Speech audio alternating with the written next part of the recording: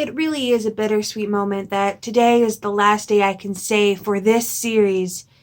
You really shouldn't read them as standalone. Start from the beginning.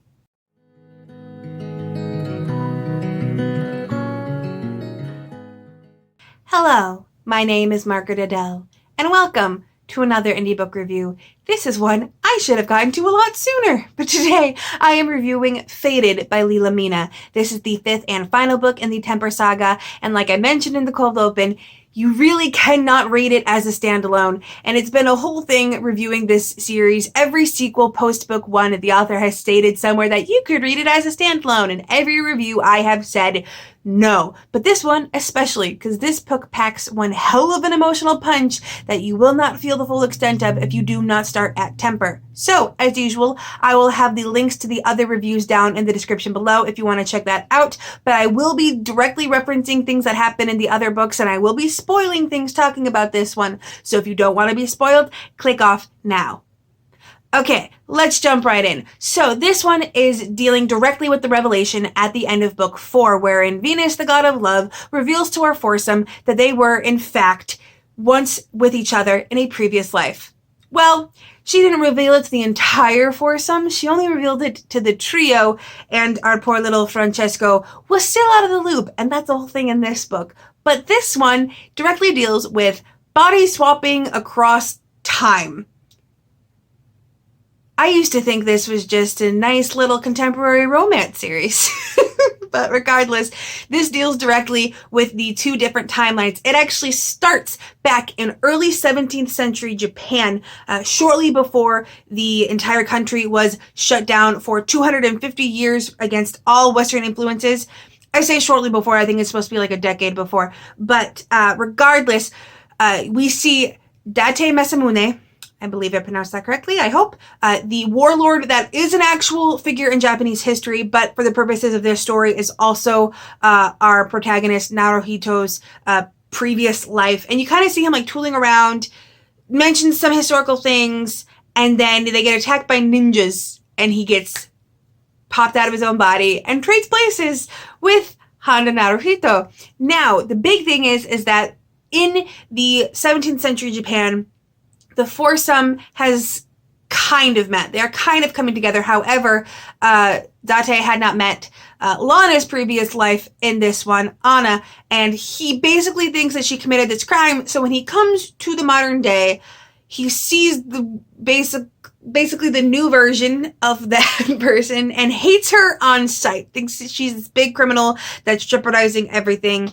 It's a lot of political stuff. I won't get into it. The crux is the emotions, and there's all these questions of why did they switch? They gather that maybe something went wrong with a timeline and something needs to be fixed, but they don't know what and they don't know who. But the foursome, on top of just bringing in Francesco, he wasn't even introduced until book 4, and he's like just getting involved. They haven't brought him up to date on all the supernatural stuff yet, and so it's a lot of strain on the group to have to deal with all of this stuff at once. And for me, one of the most like heart-wrenching moments was Isao. Yes, the son. He has otherworldly sight and can see spiritual stuff, and he knows in an instant that it's not his father when the body switch happens. Like Nana, their 2-year-old toddler girl, she's like whatever, but Isao knows it's not his dad, and there's this heartbreaking moment like but it's a lot of talk about the group across the ages, and the entire book is split up into 4 parts, and this is what I love the most. So the first part is Date. The second part is actually Lana, which not that surprising. It's basically been her story almost this entire series. But then the fun part was that part 3 was Handa's story, which is great because I've always wanted more from his point of view. And then the fourth and final was Yuki, which I also love. She's the bisexual I want to be. So I was really enjoying all of the different POVs. I've mentioned this in a ton of romances, but for me, if you're doing a romance, I want to see all points of views. I want to see all the yearning, all of the love from every angle. I don't like when it's just one person's story in a relationship. And so finally getting to see all these different sides, like we didn't get a lot from Francesco, sadly. But he was a sweetheart. Anyway, seeing all the different points of views. And also, not only are you seeing Honda, but you see him in early 17th century Japan. And so he's trying to be like, crap. Like, he's trying to remember his history classes and trying to remember what he can reveal, because he doesn't want to, like, change the course of anything. He doesn't want to accidentally, like, make people do something different. But also the fact that they were sent back, like, switched in time, means that there is a higher power that wanted this to happen, and they had to figure out why. And it's this whole big thing. And the crux of it is not a lot of big plot things actually happen. A lot of sex scenes, but you know, at this point of the series, you got to come to expect that this is a series that had like already a kinky smut scene within the first like 30 pages of the first book. So you got to come in prepared. But this one was a lot of fun, but also very emotionally angsty, as pretty much everyone figures out that the switch has happened, and they're all panicking of, yes, he's kind of our loved one, but also not. And also, what do we do if this can't get switched? And it was so heartbreaking. And Isao, again, not being able to like even connect with this person that feels like a stranger to him. And there's so much dramatic stuff as they find out that other people have been reincarnated between the different timelines. So it's not just the foursome, and having to break through to Date in the same way that they had to break through with Honda over the previous books. Oh, Honda has had the best emotional glow up over the course of this series. But one of the things that might be a little, take a little longer to read, I think, would probably be the setting, because 17th century Japan is so different than modern Western culture. It's so different than modern Japan. And I had already taken a course on Japanese history. I think, if I remember correctly, the course I took started around the same time as this book is set, because it started on the Battle of Isekahara that led to the rise of the Tokugawa shogunate. That sounds like a lot of words. I just want to show off that I know that stuff. Regardless, it was somewhat around the same time period. And this is what you're thinking of when you think of Japanese history. It is samurai and ninjas and like all of that kind of stuff. But it's also so different as a culture and how they view things and how they view duty and family and the place in the world and all of that. So that can be a bit to wrap your head around. And true to form, the author includes a glossary and uses like the proper Japanese terminology when there is no decent like English translation. Like, obviously the book is written in English, and it's really funny to remember that, because like technically no one in the book is ever speaking English except for like very rare moments when it's all four of them in the same room, because it's the only language all four of them speak fluently. So it's really funny, because like in all other times everyone is speaking Japanese or Italian, and it's actually kind of a fun moment where you can see Lana's previous life.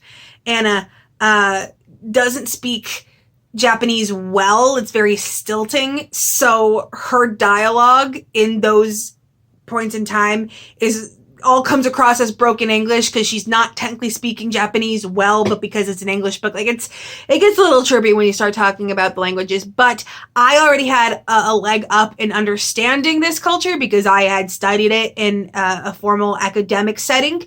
I don't know how accessible it's going to be if you haven't already had that. I don't know how well someone who's completely unaware of this time period is going to pick it up. It might be a slower read for you. It might take a second to get your feet under you culture-wise. For me, wasn't an issue. I actually thought this book read really fast, considering the fact that I was reading 200 pages a day because I put way too many giant books on this month's TBR, but it didn't feel like the 200 pages at all. It went really, really fast. And a plethora of sex scenes help with that. And also some nice action scenes. As for the ending, I was a little bit more prepared this time, because Lila Mina does not write her stories in the traditional 3-act structure, and that the falling action from the main climax, what would be considered the main climax in a normal story structure. It feels like a lot of falling action, and I mentioned that, I believe, in book 3, but it's just part of the style she writes. There's a lot of falling action because there's a lot of things to work through, and I do believe that while this series is done, the foursome, we're good, like, just let them rest, please. They've been through so much. Just let it go. It does set up like a kind of future generation series. So not the foursome as we know them, but the kids, Isao and Nana.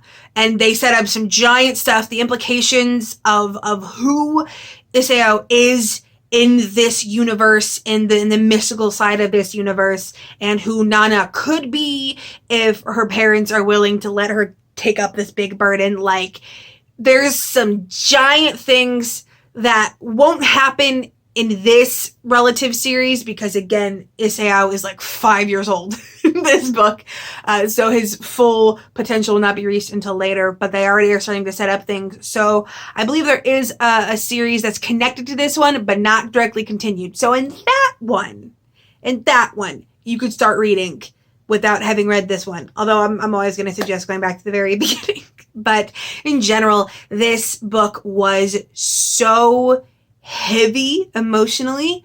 I think probably the biggest, like, like where it felt like I actually got hit in the heart was Yuki getting visions of how their previous time together, their previous life ended, because you know it's going to. That's not a spoiler.